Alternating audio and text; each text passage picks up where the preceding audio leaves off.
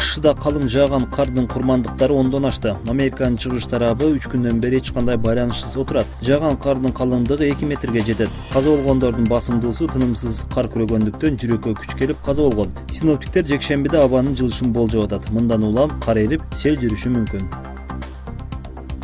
Евробиримдик Өзбекстан бийлигин басмасы сөз бейөкмөт уюмдарга жана жарандардын дин тутушуна көбүрөөк эркиндик берүүгө чакырды. Уюм буга чейин Өзбекстанда аткарылган иштерди баалап, алдыда милдеттер тууралуу Адилет министри Нигматулла Юлдашев менен сүйлөштү.